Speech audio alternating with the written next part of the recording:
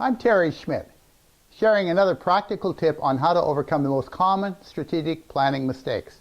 Today's topic, starting with a SWOT analysis. The well-known SWOT analysis is an old standby in strategic planning.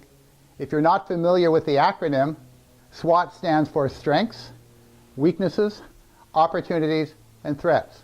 It's a good tool, but if used at the wrong time, too early in the process, it can do more harm than good. That's because what emerges as a strength or a weakness very much depends on where you're trying to go.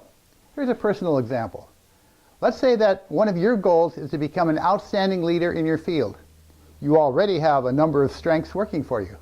But if your goal is to become, say, starting pitcher for the Boston Red Sox, or a Pulitzer Prize winning author, or the person who's going to climb Mount Everest the very fastest, a different set of strengths is necessary, and you may have a few weaknesses.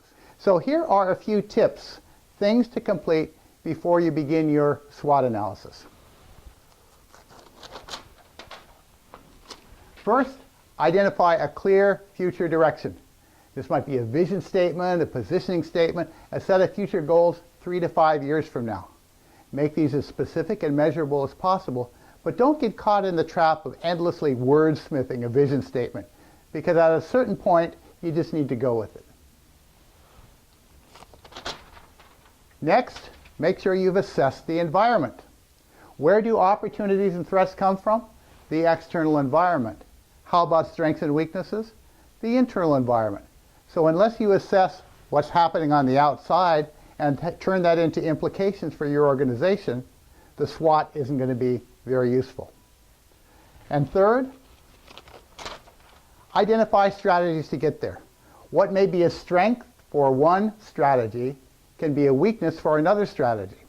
As an example, let's say you're contemplating a vacation and the two preferred options are camping in the woods nearby or flying to New York City to see all the Broadway plays. Your knowledge of how to get half-price tickets is definitely a strength in going to New York, but doesn't help very much in the woods.